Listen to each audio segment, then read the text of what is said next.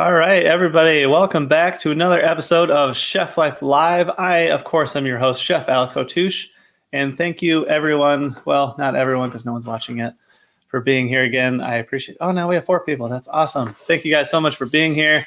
We got another really good show planned. We have a good friend of mine on tonight. He is coming or joining us from the other side of the line. He's front of house, so we'll get some of his perspective on what front of house is like.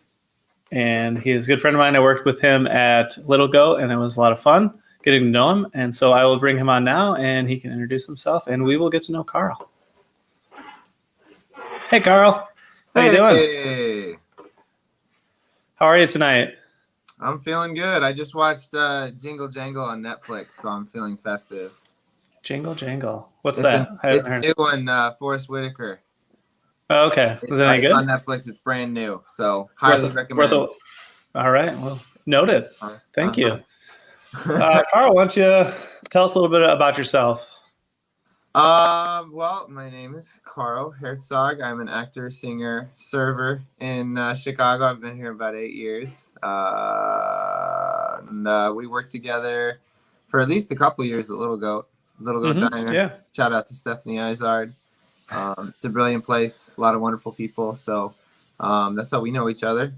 But yeah, just been doing my singing acting thing in Chicago for about 8 years now. Very cool. How long have you been in the service industry for? So if I include the high school bar I worked at, over 10 years. Okay, that counts. Mm-hmm. That totally counts. Oh yeah, I was a host, and Susan Browning, she owned the place. Shout out to Susan Browning. She would make us harangue and harass mall walkers going by and asking them if they wanted, cheese sticks or a beer. Like we were supposed to, trying to drum up business. So hey, gotta go get it. Go get those customers. Pub, Carbondale, Illinois. Yeah, that's what's up. Gotta get it. Gotta hustle. Oh yeah, she knows. It's all about the hustle. It is. So you're not originally from Chicago then? No, I was born in Springfield, Illinois, and then lived in 7 or 8 really small towns in Illinois and Kentucky. But I graduated from Carbondale and then been here ever since. Oh, very cool. Mm-hmm. So do you have a favorite city other than Chicago?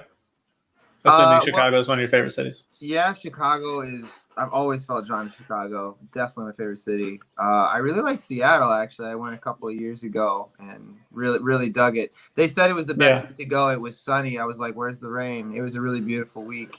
I don't know if I want to live there though. No, I've never been out there, so I can't really say. I've always wanted to go. I've heard good things. It's beautiful. Yeah, you walk a block and it's like the prettiest view you've ever seen, especially if you're seeing the bay. It's actually really hilly. And then you walk another block and that's the most beautiful view you've ever seen. It's a really gorgeous city. Oh, wow. Cool houses, cool architecture. How's the food scene out there? I heard the food scene in Seattle is pretty good. Yeah, I don't know. I let me think. I'm trying to think. I mean, the seafood, obviously.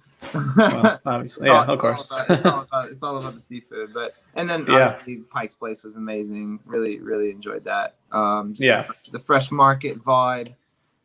So yeah, I mean, you're gonna find some grub. For sure, that's great. Do you have any favorite foods or some favorite foods you've eaten lately? Yeah, of course. Well, I love breakfast food. I love making breakfast food. So my cinnamon sweet potatoes are where it's at, But cinnamon sweet potatoes. Yeah, no, I'll eat for breakfast. Oh yeah. I love making my potatoes. So the Irish side of me, Irish German. But all right. No, yeah, I'll eat anything, man. I it just depends on what I'm feeling and where I'm at, but. That's fair. Do you have a favorite spot in Chicago? Like that's like the one go-to? I know there's so many. I like Taste of Heaven. It's in Andersonville. It's just like a little diner, bakery joint, breakfast all day. Okay. Andersonville. Yeah. Like way north side. So I like going. Okay. Uh-huh. I'll check that out. I haven't even heard of that one. So Taste of Heaven. Yeah. It's a nice little, it's a nice little spot. Yeah. I mean, assuming they're Obviously, right now in Chicago, I don't know if they're doing takeout. Okay, awesome. That's great. Good for them. Sugar Goat is also doing takeout, so we got to give a shout out to Sugar. That's Sugar Goat. That's Stephanie Izard's new place. So if you guys haven't heard of it, check it out. Yeah, it looks pretty good. So you've been in the industry for a little while now, and being front of house, there's always kind of that rivalry between front and back of house, kind of bickering and everything. Has there been like a most frustrating chef or line cook that you've had to deal with in your career? One that like really sticks out? That's you better not say me. That's a dangerous question. Oh, I mean, Alex, you definitely everything's anonymous, You have an intense vibe about you. Some of the guys that I work with, there's like that feeling of like, all right, we got to feel each other out. We gotta step around a little bit, but I don't like really walking on eggshells around anybody. And if I've ever had a problem with anybody, there's only been 3 chefs at Little Goat that I've ever had a problem with. And, I let them know. So nobody I can't work with, but, sometimes when people let the vibes overwhelm them, their energy can get chaotic, and that's very difficult to work with. Steven Stoll told me, he's like, you got to keep your cool on the floor. That's the most important thing. That makes sense. Just be chill. And if people aren't chill, it's tough. Yeah, that's absolutely true. Absolutely. What about, chefs and line cooks can be frustrating to work with, but obviously you get the grunt of dealing with frustrating customers. So has there been any particular customer that sticks out of like being the most frustrating? I had a grown man get red in the face because we didn't have the braised beef.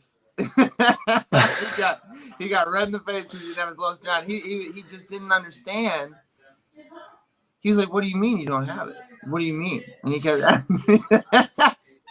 But no, but that's funny because I don't know. It's just like, guys, people are going to come in and eat and leave, and more people are going to come in and do the same thing. Like, nobody's dying here. Again, it's all about being chill. And the typical customers often make my day because I'm like, oh, you think you're special? Okay, let's go. Right. Yeah. I'm sure that's kind of almost like just a challenge for you. Like, all right, how am I going to like work this customer so he knows that I'm actually right in this situation? Like, it's like a chess game, like you said. Absolutely. Trying to like play them. They're trying to play you. That. And your opening is everything. And in chess, your opening is everything. So that is true. Yeah, absolutely. You step up, you make that first impression and you let them speak their piece. And then after that, it's on. It's time to do my job. So right. Yeah. Well, from what I could see from the line, you always did a pretty good job. Like you always like seemed like you kept your cool and you always had a smile on your face. So I would imagine that you had a decent amount of happy customers after you being their server. That's what it's all about. Man, that was really is that your singing prowess there? That was my song, yeah. Oh man, that was so good. That was so good. All right. Well, now that we've gotten to know you just a little bit with some icebreaker questions, now we can get into the real questions, and these require no garnish. Oh.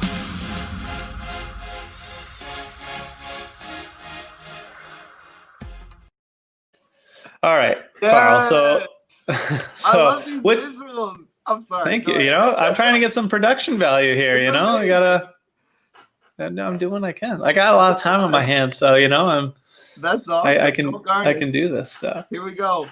All right. So which came first, acting or serving? Acting, way before. Acting? Okay. Well, I don't know. People get to work really young. Who knows? Maybe you got a server job when you were. That's not what they used to be. No, all right. So when I was 4. So. Okay. Well, that makes sense. What was your first production as a 4-year-old?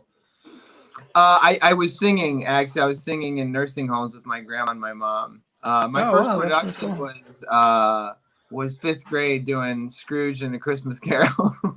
Nice. That's a good one. Yeah. My school never had good live productions. Like they were just always plays that no one had ever heard of, and I was featured in The Great K-pop Tree, and I was a bird. I think I had one line. Wow. But that's the extent of my acting career. I'm so proud of you. Oh, thank you. So a bird, yeah. I think it was like a toucan or something. I don't remember exactly, but exotic. Yeah. Yeah, it was the rainforest. So you started when you were 4. So when did you decide to pursue acting like professionally? I don't think I've made that decision yet. No? Okay. I just don't.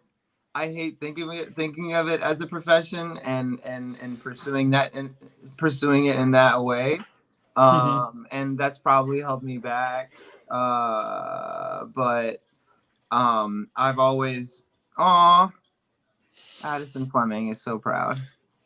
Also, I saw. I don't know if he's talking. That's my good friend. He's the one who works at Girl on the Go. I don't know if he's talking to you or me, but yeah, I'm sure he's proud of you too. But yeah, thank you, Addison. This is my mom here. Same fun times in kindergarten from the Great K-pop tree. Oh yeah. Do you believe that your work as an actor correlates to being a server? Definitely. Kind of being on that stage. Definitely. Yeah. I mean, serving is definitely a song and dance. And as a server, I think I've really been able to not hone my skills, but at least keep them fresh. SIU taught me that theater was all about collaborating. And it took me a while for that to really sink in. But I think there's a big part of collaboration in the restaurant industry between a lot of different people. And it's very important to have those skills as an actor, because we're putting on a production every day. You know, we're opening it up. You know, we set it up, and then the show starts at 8, whether we're ready or not. Hey, that's the truth. Yeah. That curtain goes up regardless if you're ready or not, you know? Exactly. But just the physicality of it, the voice, because it does get loud in there. I love the diner. I love how loud it is in there. That's my vibe.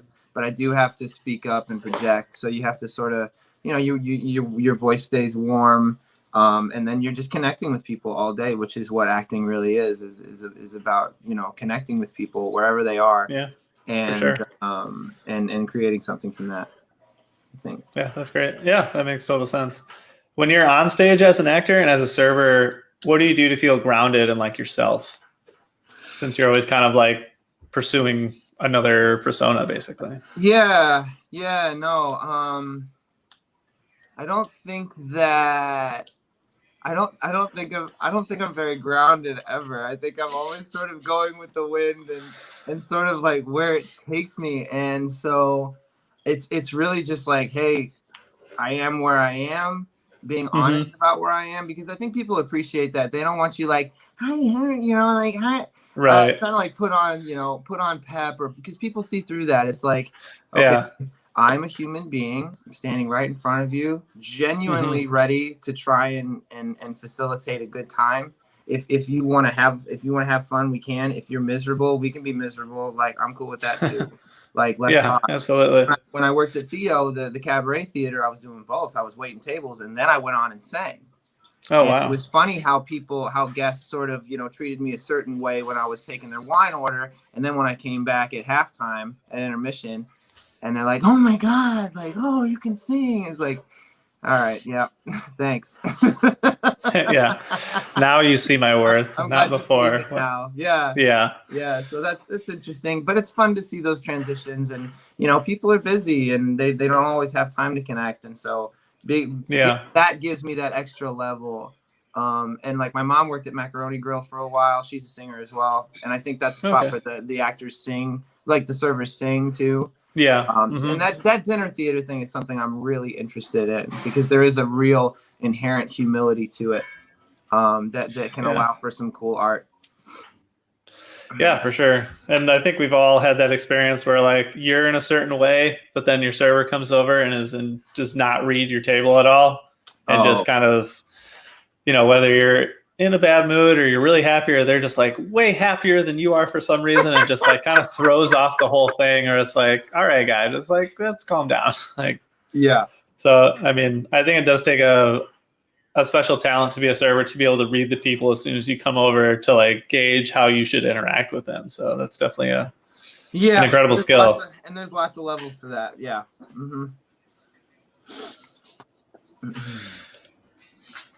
My friend Cameron has pointed out that I have a beard. Brilliant. Thank you, Cameron. So, Carl, you've been acting for a while now. Have we actually seen you in anything? Could we have seen you in anything on TV, or would we have to be in Chicago to see you? I was on a bit of a roll before this whole pandemic hit. I was on I was in a Disney movie that was shot on the Freeform channel. I don't know if you're familiar with Okay. Some people oh yeah, some people are like, oh yeah, but they're just trying to make me feel good, So I was on a film called The Thing About Harry. And that's on my reel. I think it's the first thing on my reel on my website, www.carlherzog.com. But I was in that, and then I was on a episode of Chicago Med. It wasn't a crossover episode. I'm sorry, I wasn't a crossover episode. But it was a lot of fun. I had speaking lines, and sushi at 10 a.m. and all the perks. That's the best time to eat raw fish. Is that? Yeah, I'm sitting there 10 like a.m. We got a snack. What kind of sushi do you like? I'm like, what? He's like, I'll make you a plate. He's like this guy that's supposed to. That's awesome. I'm like, that's really cool. Used to that. Yeah, right. That sounds pretty great. Yeah, the food was delicioso. I hope it better be, right? Yeah, no, the catering is on point at Cinespace for sure. Cinespace, all right. Good to know. Yeah, but otherwise, if you're not a big underground Chicago theater guy, you have no idea who I am. That's totally fine.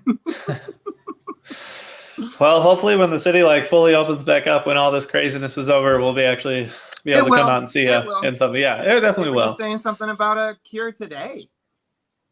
So we'll see. I hope so. Yeah, NPR was talking about it today about a new study they had where 90% of the people that didn't have the placebo that had the real thing were fine. So well, hopefully the election's over, so we don't need to get into all that. that's too real for our Chef Life Live. Too soon. It's too real. That's too much. Yeah. So obviously those are pretty two big accomplishments, but do you have a proudest moment as an actor thus far in your career? Besides sitting in the football at Chicago Med and being asked what sushi I liked. Yeah. I think my proudest moment was Scrooge, because I got, they put me in the paper. They had I was on the news. Somebody came up and asked for my autograph, the dad of somebody, some goofball. But I was. That's awesome, though. I was really proud of the full-length production. Shout out to Elizabeth Adams, who believed in me and casted me. And she bought the hat. She bought the Scrooge hat for me, which I still have at my place. Nice. But of course, that was the start, and I think that doesn't get better than that. But that's something that really sticks out to me. That's awesome. That's really cool. Mm-hmm. And you have your own show, actually, right? Yes. That you do on YouTube and Facebook? Yeah, trying to live at the Treehouse. Okay. I just had to cancel it because Lori said we can't be gathering. We got to knock out the gathering. So I was like, maybe I shouldn't do a recording of a show where I'm gathering 4 other artists together. Yeah, right. And then putting it out for everyone to see. Yeah. But Lori Lightfoot will show up at your house. She'll and tear that production down for sure. She'll fly up to the 4th floor and enter through the balcony just like this. She will. She will. Did you see the thing of her coming out of the turkey? Did you see that? No, I did not. That's pretty funny. I'll have to look. There's an animation making the circles of Lori coming out of the Thanksgiving turkey and being like, "You're all arrested. You're all under arrest." I bet that's pretty funny. Yeah. Good times. That's good. I'll have to look at that. So, well, tell us about your show a little bit then. Before this all happened, what were you doing on it? What was it for? What's it called? So it's called Live at the Treehouse. The first 2 episodes are up on YouTube. I was trying to market it with Facebook and Instagram with some limited success. But yeah, doing interviews with people. So let me back up. I've been in Chicago 8 years, like I said, and the thing that Chicago has always kind of screamed to me is you need to produce your own work. You need to create your own work. And I always thought that meant okay, I need to write and star in a full-length musical and compose everything myself and write everything. And I actually had some ideas of what I wanted to do, but couldn't get it off the ground. I was just putting so much pressure on myself. And then I was like, well, let's just make this easy and combine a lot of things that I love. I love hosting. I love singing. I love arranging. I love composing. I love food, and I have a lot of friends in the food industry now, working, you know, at Little Goat. So, and then, you know, there's the show. Shoot, I'm trying to think. But anyway, I just had this idea one day to combine it all and try and like promote my friends, promote people in the industry, and you know, I have this chip on my shoulder. A lot of people have said, you know, there's no stars in Chicago. There's no star power in Chicago, which is, I mean, it's BS. First of all, Yeah, because there's so many people have come out of Chicago, but yeah, I mean, but you know, you hear it a lot. You hear it a lot in the theater world. You hear it a lot, especially in the non-equity or like underground theater community. And so I'm like, there's a ton of talent, and there's a ton of diverse talent, and we can be doing better about this. So how can I combine all these passions that I have? And so out of that came this. And so I'm trying to not only promote, you know, BIPOC artists, promote Black business, and then promote my comedians, you know. So I have comedians lined up to host the future episodes. I have, you know, there's this huge comedy scene here. I don't know if you've heard, but big comedy scene in Chicago. Oh yeah, absolutely. But yeah, I just love music. I want people to be happy and be hungry. I think you know, the human appetite is very important, and it's easy to lose your appetite, and that can lead to a lot of problems. So let's put some good food up there. Let's sing some songs that make people happy, you know, and especially when there's no. Oh, and the other element is the fact that there's no live theater right now. There's no live food. And I was a part of Ricky Harris and Chris Pazernick. Shout out to those two beautiful humans. They did this. This diversity cabaret that I got to be a part of, where they just flipped through several artists back to back to back, and we all sang live on, I think it was this. What is this program we're on? This is a StreamYard. I think it was. Yeah, I think it was StreamYard. Okay. So they had the host, and they just, you know, but it had that live feeling for me, because it just put up, and it's like, just like that. Yeah, you're in. It says it right here. You're in the show. Everyone can see and hear you. It says it on yours. That says it on your screen. Like it was just me. Like it just popped up. It's like, wow, this feels like theater again. You know. So that's the idea of Live at the Treehouse. We go live. We sing the 3 songs. You know, the chefs cooking. But lately we're getting chefs that also sing. You know, or do some other art. So we're promoting a lot of art. And it's like, guys, create, eat. You know, drink, sleep. Just the basics. You know, let's get through this. Yeah. So. That's the idea. I had a Christmas special lined up, and then I had another episode 3 was going to be all original music that I had written. So. Oh wow. Yeah. Well, here's to you getting that show back on the air. I have seen one episode. It was really cool. I just want to be responsible.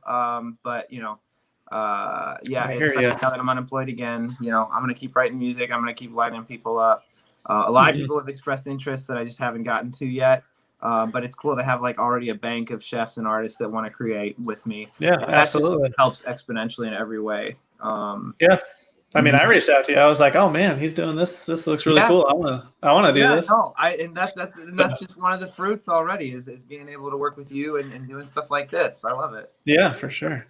Connecting over our passions, you know, like food and music are extremely relatable of why we love them, and everyone will gather around a table for some good food and good music, good company. Absolutely. So.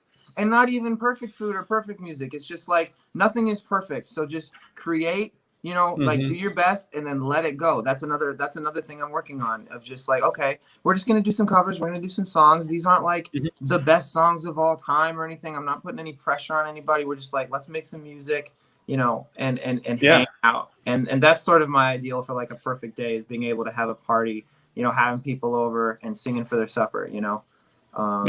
That's a beautiful kind of ideal. For sure. Well, if I'm ever on your show, I'm not going to be doing any singing. I can do maybe some interpretive dancing, but there you go.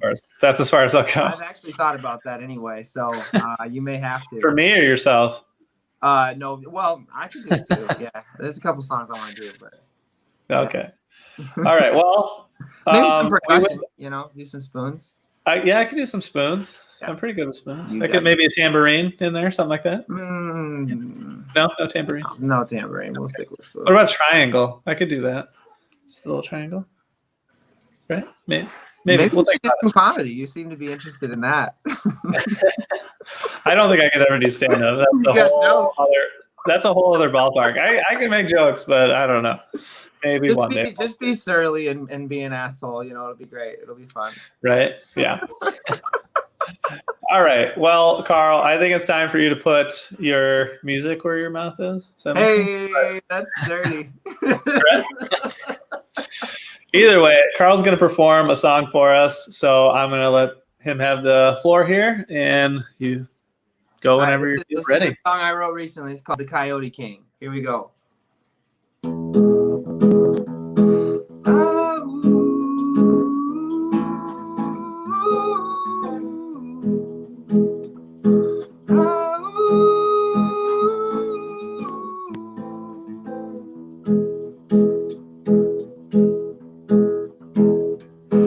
I am the king of the coyotes, he said with a lazy grin. My visage may be no joke, but we're not the same, nope, sir, nope. No, we're not the same, nope, sir, nope. No, the wolves like to play dress up so they can appear to be sheep.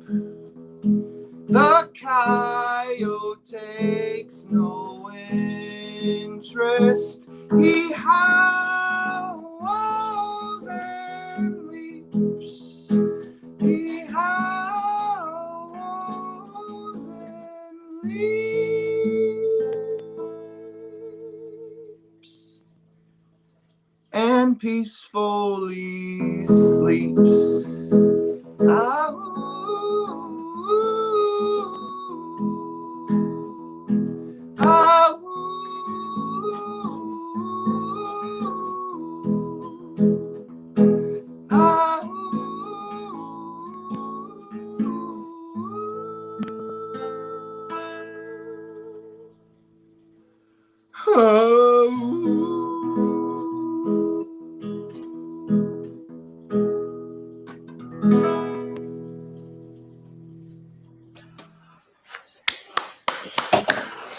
That was great, man. Coyote King. That was really good. Thank you. That was great. Thanks. I like coyotes. I'm sorry. I can't cry on command, or I would totally try to shed a tear for you. Wow. I mean, it's not that deep. It's not that kind of song, but I mean, if you make I don't know. cry, I felt something. Okay, when you were, I felt something. Okay. I'm so glad. That's all. That's what it's all about. Yeah. I'm just all about being silly. I love coyotes. And have you ever seen a coyote? Not in real life. No. Or not like in the wild. I feel like I've seen one at a zoo before. Oh, okay. Yeah. No, I've seen. Yeah, we see quite a few. They had bounties on them. In different. Like when I lived out in Sibley, I remember there was like coyote hunts, and like in Rushville, Illinois, like real rural Midwest. Like sometimes there'd be too many of them. But you can hear them howling. They're pretty crazy. Thank you, Addison. Everyone's loving it. Thank you, Laura. That's my mom. Thanks, Ma. Mama Bear. Always watching, supporting. So I feel like there's always been a stereotype with servers that they're actually want to be actors and singers and artists. Is there truth to that stereotype? Absolutely. I think that in general, dreamers would be a better word. I think that there's a lot of actors that can't serve either. So it's not necessarily an all-inclusive thing. But yeah, I believe that. But yeah, a lot of dreamers, and a lot of people that are having, that want really specific goals that maybe they're not able to make right away, and so they congregate in that industry. And I think restaurant industries attract a lot of different kinds of artists too, and there's artists on both sides. but you know, that level of creation in itself. I mean, you're all sculptors back there. Yeah, it's a good way to put it. So yeah, absolutely. So, and I think that's where my connection comes from as well. And also just, you know, you can't go out to eat all the time. You don't have that kind of money. So you better make something, you know, that makes you smile in the morning or something. That's very true. For a lot of us working back of the house, there's not too much because you're there late and then you're like, oh, I gotta go do that all over again. But you know, we keep doing it. Yep. So. And yeah, that sort of level of what's the word? But there's a real angst. There's a real angst there. That's difficult to get through. And front of house feels it too. I believe it. No, absolutely. Too. They're different nightmares. It's tough. It is. When you have to deal with people as much as you guys do, I mean, that's a lot. Like that's always the benefit of working in the back of house where it's like, you know what? I hear about the person, but I don't have to deal with them. Yeah. So. And it just depends on what the need is. Because if you have to work 5 shifts in a row, that's a whole lot different than, you know, being able to work 3-4 shifts and then taking time off. So when you're doing it over and over, the hardest thing I think is just, I mean, 5-day week is shit for anybody, but if you're working 5-6 days a week as a chef, it's a lot for sure. So would you say that the hours then, like, what do you think is the most difficult part of working front of houses? Front of house for me, it's not the hour. I think it's,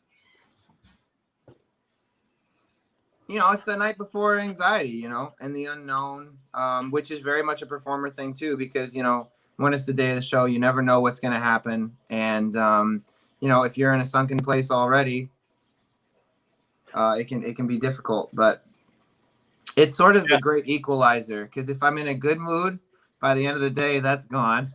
And if I'm in a bad mood, by the end of the day, I'm like, oh, I did something today. Like, I'm okay. You know, like, that's going to be all right. So that's good. The diner is quite the equalizer. It brings you up when you're down, and it tears you up when you're up.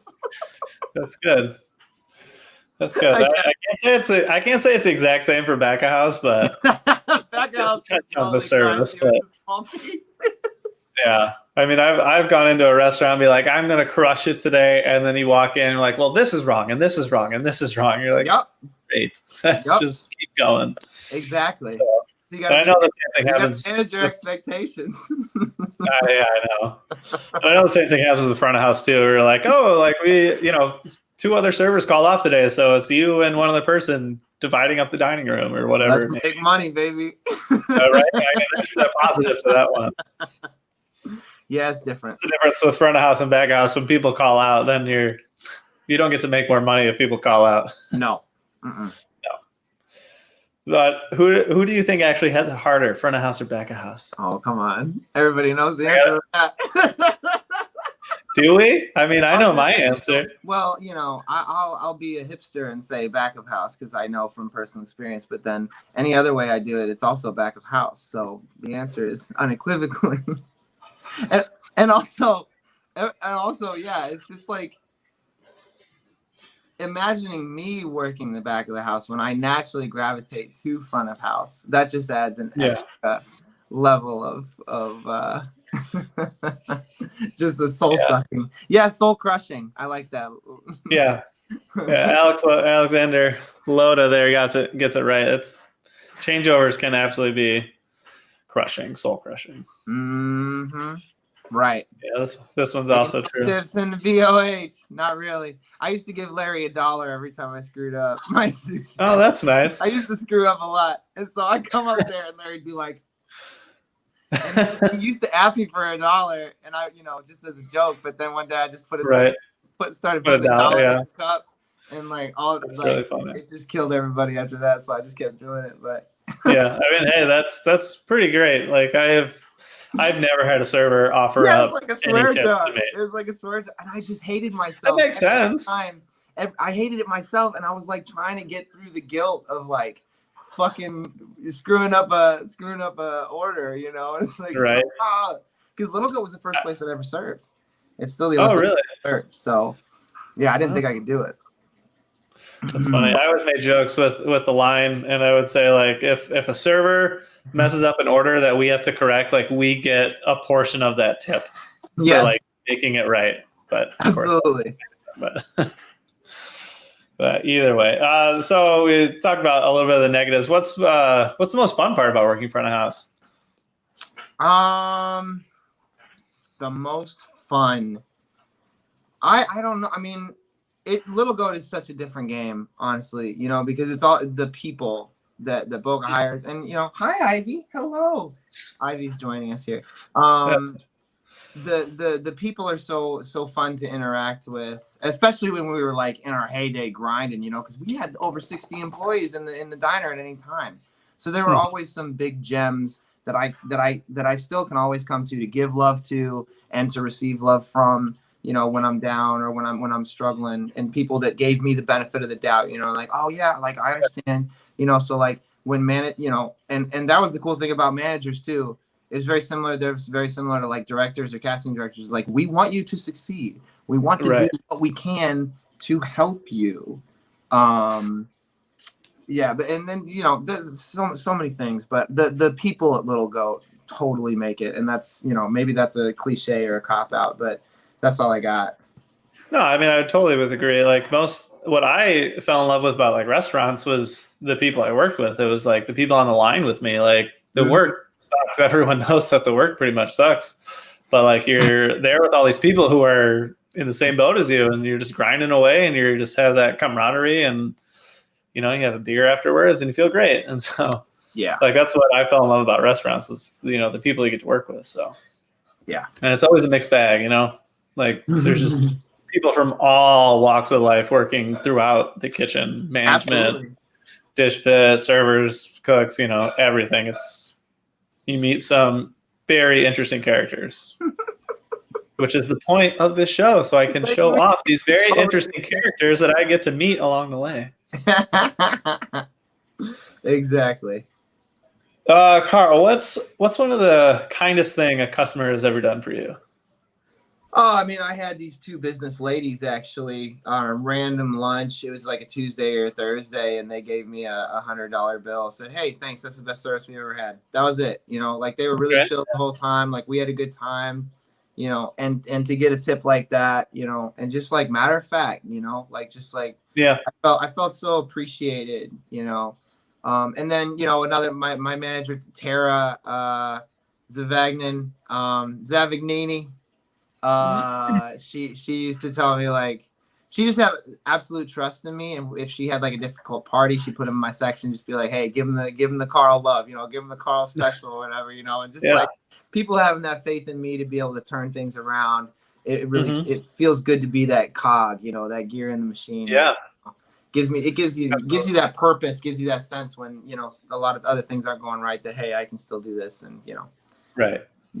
So absolutely. Yeah, for sure. Yeah, that's great. What about the rudest thing a customer has ever done? So this is where I speak on my privileges. I have many privileges. It's so much harder being a woman, black, brown, or white. It's so much harder being a black, brown man. So as a white man working in a city that's surrounded by the Midwest, it's like, it's just a different ball game for me. So when I have rude people, I pretty much immediately know it's not because of me or anything that, you know, I've done to offend them as a white man. But I think when people are unaware of their anxiety and unaware of the effect they have on their table and their group, let alone me, and try to take control, a lot of times, you know, that can lead to some uncomfortable situations. But nothing really sticks out. Well, we had one regular that got banned from Little Goat finally. Really? Yeah, and he was horrible. He would stand up at the barista. He'd stand where he wasn't supposed to. He'd make, you know, engage conversations, especially with the females, that, you know, and just touch people, you know, on their behind their elbow or sometimes their lower back. And I remember one time he was cursing at the valet guy, like in the restaurant. We were like by the barista, and he was just cursing out the valet guy. And whenever he was there, I would always sort of like try to make my presence known. I wouldn't really talk to him. But that was, and so, and I missed a lot of that too. I was not aware of a lot of the things that other employees were going through at the time. So, it's hard to compare that. For sure. Yeah, that makes sense. Would you say though that you deal with more pleasant customers than difficult ones? Definitely more pleasant. I mean, we're in the West Loop. It's all foodies and tourists and people that are there expecting to have a good time, and they're mostly ready with their game faces on to be like listening to me, engaging with me. It's mostly a very cultured class of guests that come in, and so that's another privilege that we have as one of the best restaurants in the nation. Most of the people that come in will mind their P's and Q's to some extent. I do get some anti-maskers and people that don't understand the rules or want to make a big deal out of it. So that's been a recent struggle. Not anymore because we're shut down, but for the 6 weeks we were open, some people didn't understand, the rules. And so it's like, all we got to do is let's talk about it together. Let's make it an experience where we're like, hey, we're in this together. I don't know how other restaurants are doing this. Is just how we're doing it. We just want to make sure everybody's safe, because if one of us gets COVID, we got to shut it down. So just put it seems people don't seem to understand that right now. Yeah, no, and it's tough, and it's tough. Yeah, it is for a lot of people out there across the country right now. It's tough. There's a lot of there's just high anxiety everywhere, and then on top of that, we got to make changes. So, I get it. I understand. I understand that you're going through something, sis or sir. Like, I get it. Me too, actually. So let's just put our masks on until the food is safe. Thank you. Yeah, please and thank you. Right? Please. Just say it with a smile, and then it'll be fine. Even though they can't really see a smile because you're wearing a mask, but they can tell. You can tell. They can tell. Mm-hmm. It's the eyes. It's the eyes. Mm-hmm.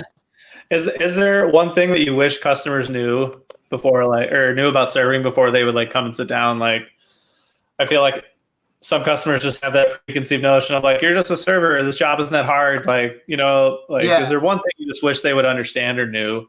It's tough because the ones that know better, are still going to be a dick about it when they want to be. You sent me these questions, and this was one that I actually wrote something down about. But all right. I was looking at, because I was thinking about Sunday brunch, and Alex said change over from Saturday to Sunday is a nightmare for y'all, and I get that. But for me, the nightmare ends and begins with Sunday brunch, just Sunday brunch. And I think part of it is people having that Sunday anxiety of having to go back to work Monday, so they're upset. But I just when people interrupt my spiel and they interrupt me after I've listened to them, it's like you're cutting off my ability to communicate, especially when they interrupt the spiel and then they order everything. They order drinks and food. It's like, dude, just order a fucking pizza and stay home. You're right. You're not here. You're not here. You're not here for the experience. I can't help you because you've cut me off. You've cut me off at the very beginning. And so I just wish that I wish that everyone would look their server in the eye and connect with their gateway to the food. If people would do that, I think we'd be in a better place as far as finding ways to make a good, happy dining experience. But yeah, just sit down, have a drink, and chill out.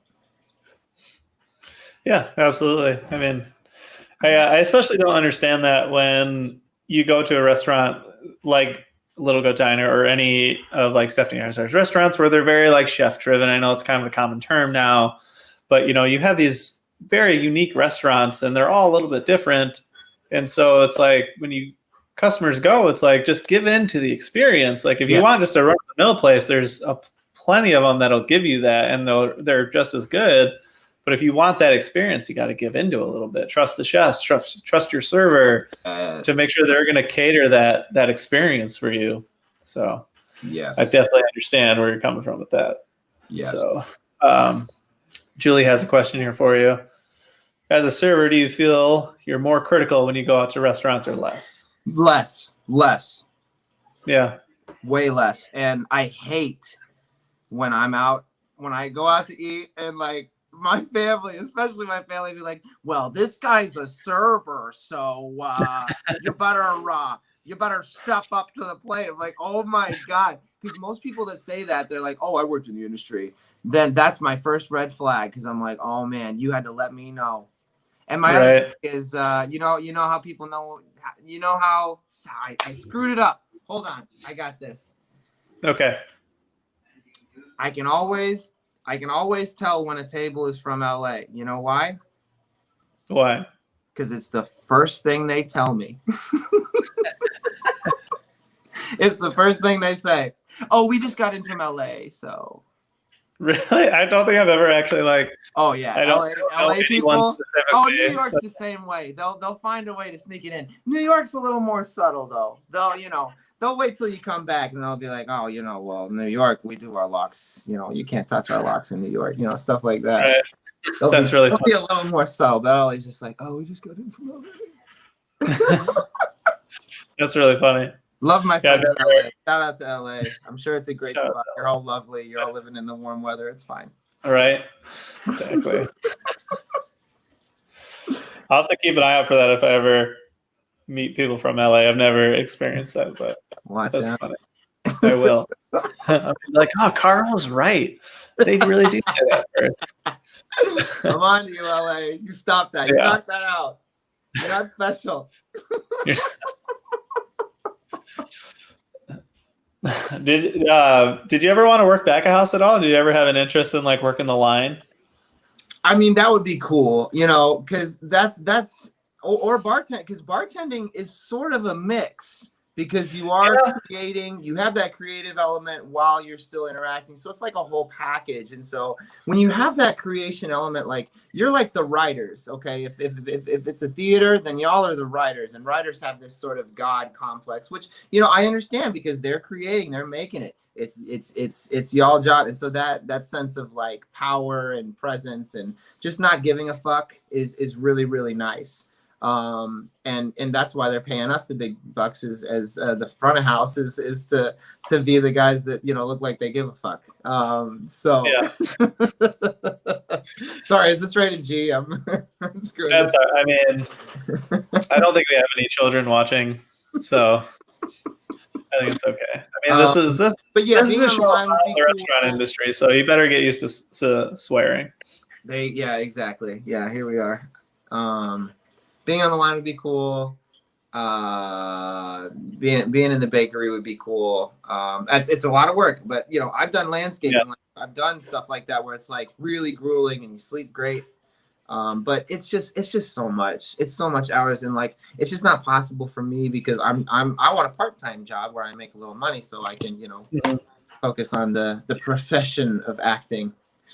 For sure. I mean, anytime I've taken a job where it's like, oh, well, I'll work a little bit less hours, it'll be fine. But like 2 weeks in and I'm just like still on 10, 12-hour days more, just because, well, I gotta go in early for this or that. It's hard to say no when there's not a side hustle, when there's nothing else, and absolutely. And chef life is just that. It's really all encompassing. And it's admirable for sure. I definitely see the appeal of it. But yeah, not something for me. It's for a select special people that do it. Like we're an odd breed of the people who really make the chef life their life. That's tough. But. Yeah. That's why I connect. I'm a bit of an odd breed myself, so it works out. It works out. You're in good company, Carl. Exactly. All right, so since we're through most of our questions, we're going to do something I haven't done yet on the show. We're going to go into a lightning round of questions. I've made it. We made it to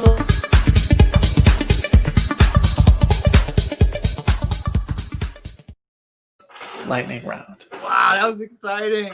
Oh, thanks. All right, are you ready? And I'm sorry, I need to make sure that I saw that there was a lightning round portion, but I didn't see the questions until I re-looked at it about like 10 minutes before we started. I was like, oh my God. So here we go. All right. All right. If you could buy any type of food right now, what would it be? Mr. Salsa, Mexican. Give me a burrito sweet so. All right. What color is your toothbrush? Green. Green. If you could be any animal, what would it be and why? Actually, don't worry about why. What would it be? I really like the snow owls. You get to fly. You can see really well. Hang out in a tree. Hang on, Trey. That's a good one. What is one thing that you would put on your bucket list? One thing I put on my bucket list. Oh shoot. Oh, start a theater company. Sorry, that's good. Who's your favorite superhero? Martian Manhunter. That's a good one. Who do you admire the most? Martian Manhunter is? I know who Martian Manhunter is. Okay, good. Yeah, go through walls. He's got like the mind control, telekinesis. Mm-hmm. He's pretty cool. Okay. Who do you admire the most? My grandpa. My grandpa. Your grandpa? I'm named after. Grandpa Carl. All right. Tough though. What is your favorite summer activity?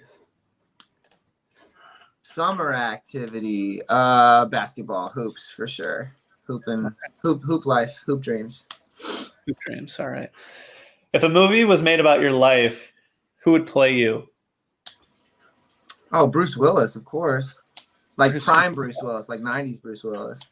All right, like Die Hard Bruce Willis? Yeah. All right. No, that's a horrible answer. Probably Jim Carrey, but all right. Jim Carrey. That'd be a good one. I can see that. That one I can see more than Bruce Willis. Yeah. I want to be Bruce, though, but I'm more... Right. Of course. If you could be any flavor of ice cream, what would it be? Ooh, any flavor. I don't know. I like mint chocolate chip, so we'll just go with that. There we go.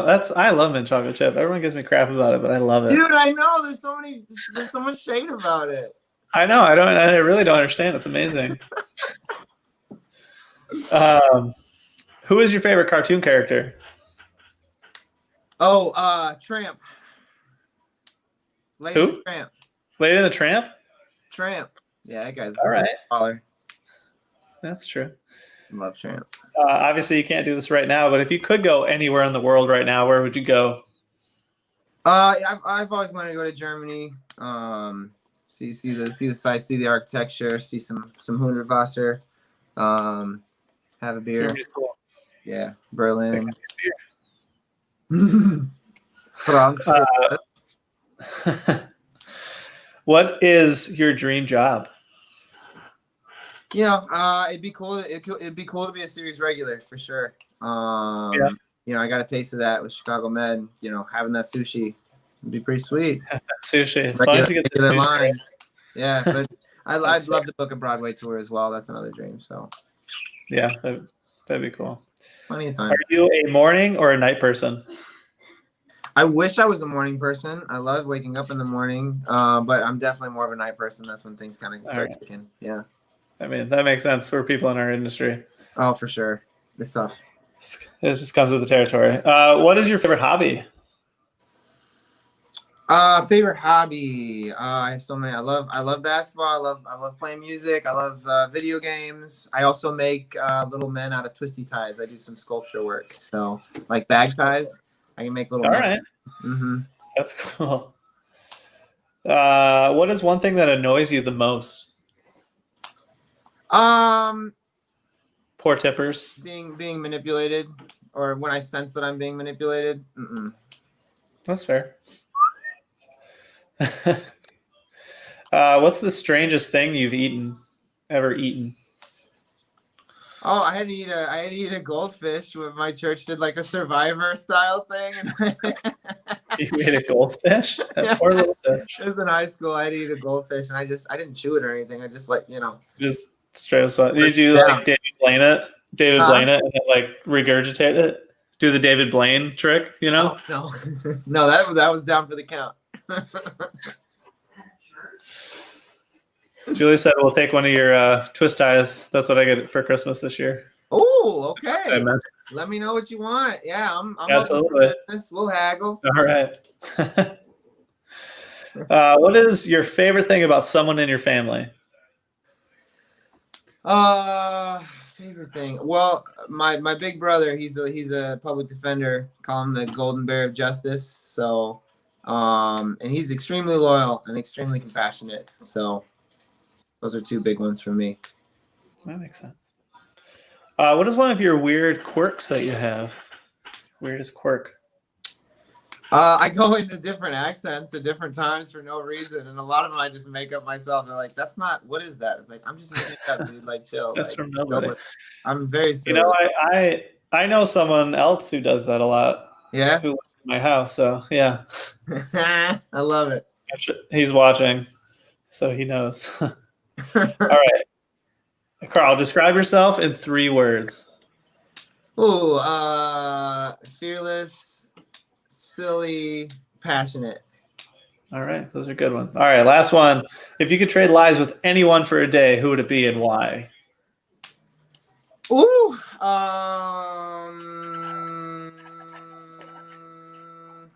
I don't know. I mean, it'd be cool to see what Michael Shannon's up to. I'd like to, and he's a big Chicago star, so my brain goes to Michael Shannon maybe. I love, All right. But I don't know. Well, no, Trevor Noah or like Jimmy Fallon or Jimmy Kimmel or one of those hosts. The late night talk show. Yeah, because that's just like that whole production, and just like the details of those days and what leads up to it. Like I'm so interested in that creative process and how those guys operate. That would be really neat. Yeah, that would be cool. Yeah, I wouldn't mind doing that myself. That'd be fun. Just to like, I know I have this little show, this little production, but to do like a national broadcast on like a late night talk show, that would be pretty fun. Yeah, that'd be cool. Yeah. All right. So my last question I have for you, Carl, is it's not really a question, but what are your words of wisdom for anyone who wants to get into acting or even into serving or a combination of the two? I think don't be afraid of it, and don't be afraid of that stereotype. If that's where you end up, like there's nothing wrong with that. Like I used to think, I'll never, I'm not gonna wait tables and be an actor. I'm not gonna be one of those people. Like I'll figure it out, But it's like there's really nothing wrong with being one of those people. Serving is a fine way to make a living, it's all about. For me, it's like I just knew I wanted to do it. I couldn't do anything else. So if you can do anything else, people say, if you can do anything else, do it because, but I feel like I would have regrets if I wasn't pursuing this. But also just collaboration, create your own work. Those are the big two. Collaboration, create your own work. With collaboration, shout out to all my Treehouse artists coming up, Justine Cameron, Juan Gonzalez, Annette, Kiana McNary, Jukari Bakes, and then shout out to all my loved ones, Michelle, Mom, Dad, Michael, Isaiah, and all my friends, all the people I want to work with, and shout out to Fred Ansavino, Theo Luque, Jeremy Ramey, those guys, love them.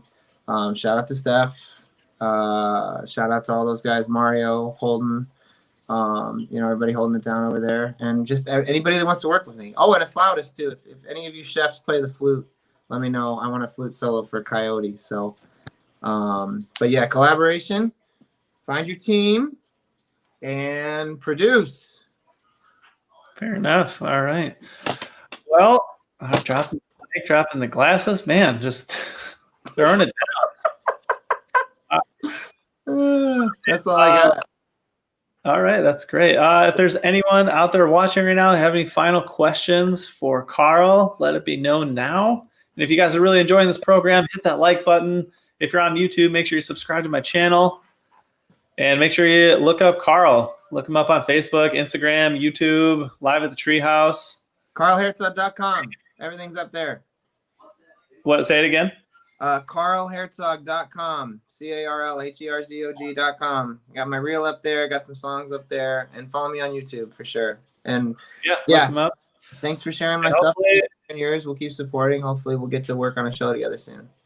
Yeah. Thank you so much for coming on with me tonight, Carl. I appreciate it. Yeah, this was fun. This was a good time. And hopefully once things open back up again, you will have the what was I even trying to say? I just lost my complete thought. You'll have the pleasure of hopefully getting Carl to be your server. Heck yeah. Husband, go. We might even cater. You know, we might have to do some catering stuff. I would love to do that. You know, like, hey, we'll make you a meal. We'll sing you a song. Absolutely. Get the party going. Favorite musical, other stage production. Yeah. I did West Side Story twice, and I grew up watching it, so it's got to be West Side Story. As problematic as it can be, it's a great musical. I love it.